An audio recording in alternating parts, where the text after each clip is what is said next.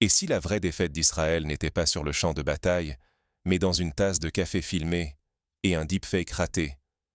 Imaginez, alors que le Moyen-Orient s'embrase comme jamais, c'est une vidéo absurde de Netanyahou, commandant un café au bord de la route, qui fait voler en éclats l'image de toute la sécurité israélienne. Une attaque de missiles iraniens frappe tout près du bureau du Premier ministre à Jérusalem. Les médias occidentaux confirment, du bout des lèvres, un coup précis au cœur de la capitale. Mais ils taisent à quel point l'Iran a frôlé le centre du pouvoir israélien. Le silence officiel, l'absence de mots, en dit plus long que n'importe quel communiqué. C'est la panique totale au sommet. Face à cette frappe psychologiquement dévastatrice, tout le système de propagande israélien vacille. Et au lieu d'apaiser la population, la communication devient un boomerang. Netanyahou, censé rassurer, apparaît dans une séquence surréaliste. Il blague sur le nombre de ses doigts, invite les internautes à compter. Mais ce qui devait stopper les rumeurs ne fait que les amplifier. Les réseaux sociaux s'enflamment. Pourquoi le café bouge-t-il bizarrement? Pourquoi les contours de son visage se déforment-ils? Rapidement, un détail fait exploser la toile. Sur la main du Premier ministre, on compte 6 doigts. L'intelligence artificielle décrète que la vidéo est un deepfake et la tentative de manipulation tourne au scandale mondial. C'est le comble. Alors que l'Iran frappe où il veut, le gouvernement israélien est réduit à bricoler des vidéos trafiquées pour rassurer sa propre population. La fameuse invincibilité de la sécurité israélienne, vendue à l'Occident depuis des décennies, s'effondre en direct, victime d'une guerre de l'information que les stratèges iraniens, eux, semblent maîtriser avec un sang-froid redoutable. Et pendant que le leadership israélien s'isole dans le silence ou la surenchère, la confiance du public, l'aura politique et le contrôle du récit sont en train de lui filer entre les doigts. Dans ce chaos, une question se pose. Que vaut la puissance militaire quand la crédibilité s'évapore sous l'effet d'un scandale numérique? Quand la peur et le ridicule remplacent l'autorité? Gagner ou perdre la guerre de l'image, aujourd'hui, c'est jouer l'avenir même d'un pays sur la scène mondiale. Revenons maintenant sur ce qui a conduit à cette crise inédite pour Israël. Comment le dôme de fer, symbole ultime de l'invulnérabilité israélienne, a-t-il pu se fissurer face à la technologie iranienne? Le 14 avril, une image a fait le tour du monde en quelques secondes. Une explosion, tout près du bureau même du Premier ministre Netanyahou à Jérusalem. Ce n'était pas un simple projectile perdu, mais bien une frappe de missile iranien, menée avec une précision effrayante. Dans les rues, la panique s'installe. Et, fait inédit, ni les sirènes, ni même l'état-major n'avaient anticipé un tel niveau de vulnérabilité. Les médias occidentaux, d'habitude si prompts à relayer la version officielle, ont cette fois avancé à pas de velours. Pas de déclaration triomphante, pas de récit rassurant. On attend. On hésite. L'État israélien, lui, garde le silence. Aucun commentaire officiel pendant de longues heures, comme si l'appareil sécuritaire cherchait encore à comprendre ce qui s'était passé. La seule certitude, c'est que la frappe a réussi là où, jusqu'ici, toutes les menaces échouaient. Car ce qui s'est produit ce jour-là, c'est bien plus qu'un incident militaire. C'est la démonstration que la technologie iranienne peut, désormais, frapper n'importe où, n'importe quand. Pour la première fois, les barrières protectrices sur lesquelles Israël a bâti sa réputation, ce fameux dôme de fer, censé intercepter tout missile entrant, n'ont pas tenu.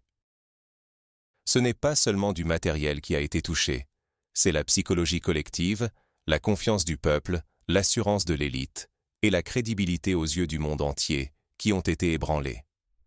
Dans les heures qui suivent, les réseaux sociaux s'enflamment, les vidéos tournent, les spéculations s'accumulent. Mais ce qui frappe, c'est le contraste total entre la fébrilité israélienne et la froide détermination iranienne. Téhéran ne cherche pas à capitaliser avec des vidéos grandiloquentes ou des messages martiaux. Pas de surenchère. Juste le fait accompli, assumé, revendiqué. La stratégie est limpide. Frapper fort, puis garder le silence, laissant Israël patauger dans la confusion et l'embarras. Le message envoyé au monde est clair, et il est d'abord psychologique. Israël, qui se targuait d'être une forteresse imprenable grâce à sa supériorité technologique, n'est plus à l'abri. Cette vulnérabilité soudaine, exposée en direct devant les caméras, détruit un mythe vieux de plusieurs décennies. La réputation d'invulnérabilité, fondement de sa dissuasion régionale, vient de prendre un coup sans précédent. Ce n'est pas seulement la sécurité physique du pays qui est en jeu, mais sa position même sur l'échiquier géopolitique. Pour ses alliés occidentaux, le signal est tout aussi brutal. Leur principal partenaire au Moyen-Orient n'est plus intouchable. Mais la véritable onde de choc n'est pas venue des missiles, ni même des images de panique. Tout a basculé à la diffusion d'un simple clip vidéo. La réponse de Netanyahou. Quand la réalité virtuelle vole en éclats, le réel n'est-il pas encore plus inquiétant? Depuis la frappe iranienne près du bureau du Premier ministre israélien, le système médiatique israélien semble s'effondrer sur lui-même. Prenons cet exemple qui a enflammé les réseaux. La fameuse vidéo de Netanyahou, censée apparaître détendu dans un café, en train de rassurer la population. À première vue, l'image pouvait sembler anodine, mais très vite, la toile s'est enflammée sur les incohérences techniques. Regardez bien. Mouvement du visage saccadé, contours flous, mains étrangement figées. Même les plus novices en technologie ont senti le malaise. Les soupçons n'ont pas tardé. Deepfake? Intelligence artificielle? En l'espace de quelques heures, des experts en graphisme et en IA se sont penchés sur la séquence, dénonçant un montage grossier. Et il faut dire que le terrain était déjà miné. Car ce n'est pas la première fois que le pouvoir israélien se prend les pieds dans le tapis digital. On se souvient tous du scandale du deepfake à 6 doigts, qui avait déjà ridiculisé le cabinet du Premier ministre quelques semaines plus tôt. Cette fois-ci, la tentative de manipulation est perçue comme un geste désespéré, un aveu de faiblesse plus qu'une preuve de contrôle. Le public n'est plus dupe. La confiance s'effrite, la crise de crédibilité s'amplifie. Et plus grave encore, ce malaise médiatique s'est propagé jusqu'au sommet de l'État. Ce qui frappe, c'est la réaction du cercle rapproché. Face à la polémique, certains choisissent le silence.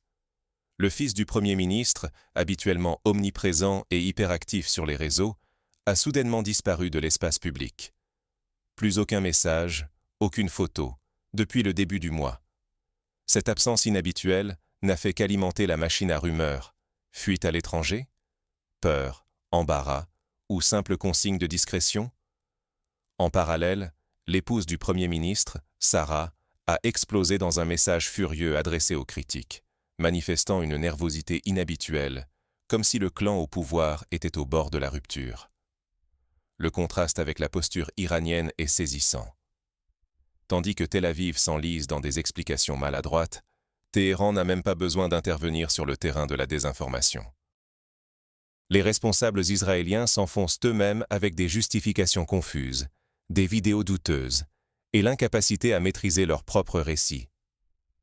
La manipulation numérique, au lieu de rassurer, n'a fait que révéler la panique au sommet et précipiter la perte de contrôle de la narration officielle. Ce malaise médiatique n'est pas anodin. Il signe le début d'un risque grave, la perte de crédibilité des institutions elles-mêmes. Si le peuple en vient à douter de l'existence même de son leader ou de la véracité des images qui lui sont présentées, c'est tout le système qui vacille. On n'est plus seulement dans une crise de communication, mais face à une crise institutionnelle profonde. Les fissures sont visibles, et chaque nouvelle tentative de manipulation ne fait qu'aggraver la défiance. Dans ce contexte troublé, une question brûlante s'impose. Pendant que la machine médiatique israélienne s'embourbe, quelle est la riposte iranienne? Pendant qu'Israël se noie dans le chaos digital, l'Iran avance calmement ses pions. Ce contraste est saisissant. D'un côté, une confusion numérique alimentée par des montages vidéo douteux et des discours anxieux. De l'autre, une posture iranienne maîtrisée, froide, presque imperturbable. L'approche de Téhéran n'a rien d'un dérapage. C'est une stratégie soigneusement calculée. Au lieu de s'engager dans la surenchère verbale ou l'escalade incontrôlée, les responsables iraniens ont opté pour une communication sobre, axée sur les faits. Cette retenue tranche avec le tumulte israélien, où la disparition du Premier ministre et la cacophonie des porte-paroles révèlent une crise profonde au sommet de l'État. L'absence de leadership visible a semé le doute non seulement chez les alliés, mais aussi au sein même de la population israélienne, alimentant des fêlures déjà béantes dans le tissu institutionnel. Sur le plan militaire, l'opération iranienne a frappé les esprits par sa précision.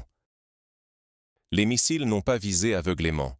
Tout a été fait pour éviter les sites religieux, en particulier la mosquée Al-Aqsa, ce qui contraste fortement avec les frappes parfois indiscriminées de l'armée israélienne.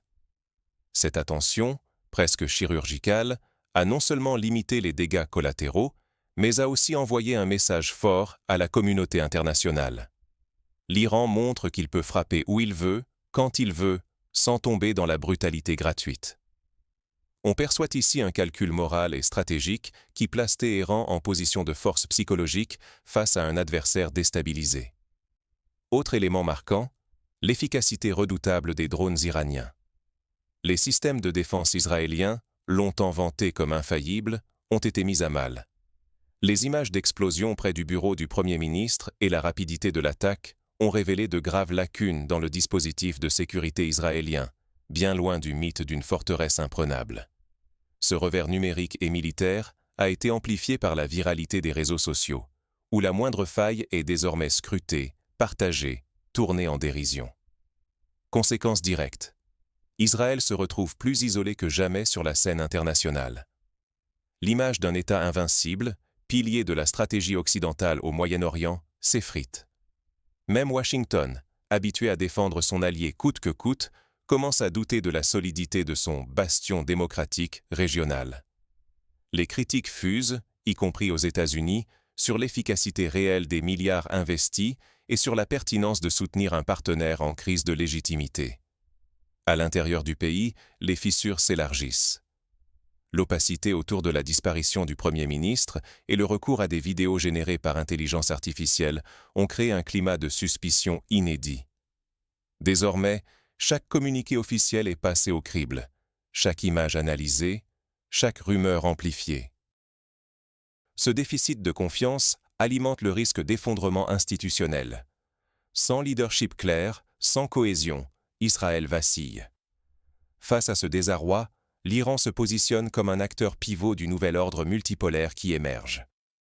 Sa capacité à combiner maîtrise militaire, sobriété médiatique et guerre de l'information fait de lui un modèle pour d'autres puissances régionales. Tandis qu'Israël lutte pour préserver l'apparence du contrôle, Téhéran s'impose comme la nouvelle référence en matière de stratégie hybride. L'équilibre des forces bascule. La région n'est plus le terrain de jeu exclusif des alliances traditionnelles. Dans ce contexte, le plus grand risque pour Israël n'est plus seulement militaire, mais bien institutionnel et diplomatique.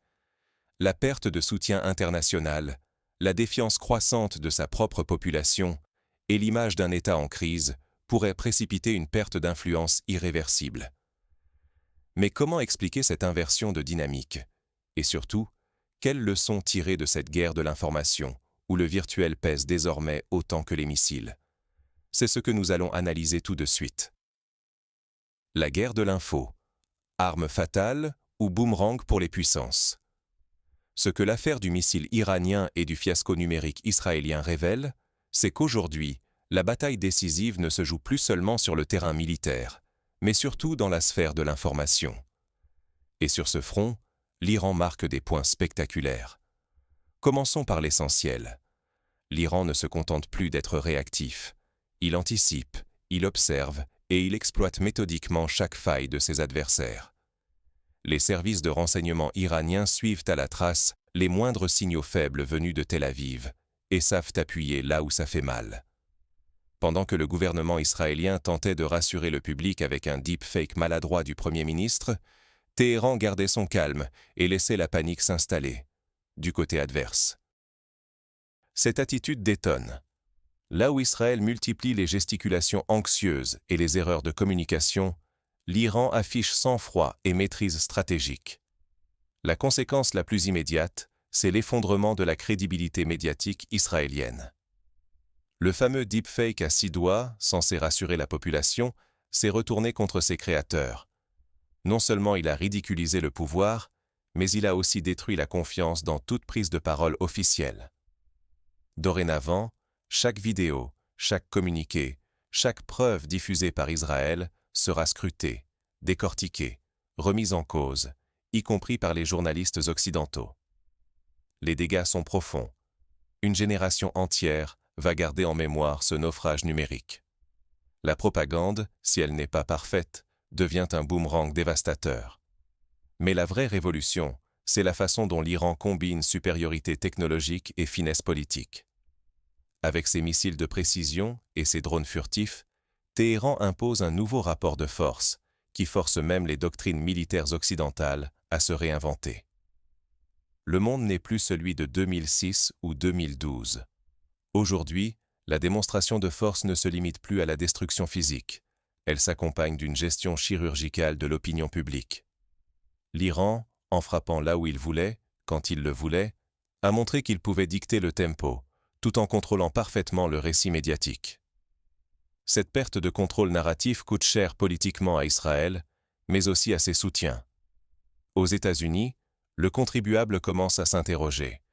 Pourquoi continuer à financer, à coups de milliards, un allié dont l'image de citadelle imprenable se fissure? L'administration américaine, déjà fragilisée par les divisions internes, doit maintenant justifier devant l'opinion l'utilité d'un partenaire aussi instable. En Europe, l'inquiétude monte d'un cran. La dépendance énergétique vis-à-vis du Golfe Persique devient un sujet brûlant à chaque regain de tension. Les dirigeants européens, longtemps suiveurs de Washington, cherchent désormais à se protéger, à éviter tout risque inutile pour la stabilité de leur société et leur croissance économique. La leçon fondamentale, c'est que la guerre de l'information n'est plus un outil accessoire. C'est l'arme suprême, et sa mauvaise utilisation peut isoler, déstabiliser et faire basculer des alliances historiques. La maîtrise du récit compte autant, sinon plus, que celle du territoire. Le moindre faux pas numérique, la moindre panique communicative, et c'est l'influence politique qui s'effondre, la réputation qui fuit, l'isolement qui guette. Avant de conclure, revenons sur l'ultime symbole de cette crise, les 6 doigts du deepfake. Dans la tempête numérique, qui tient vraiment les rênes? C'est la question brûlante que cette crise met en lumière bien au-delà des frontières de la région.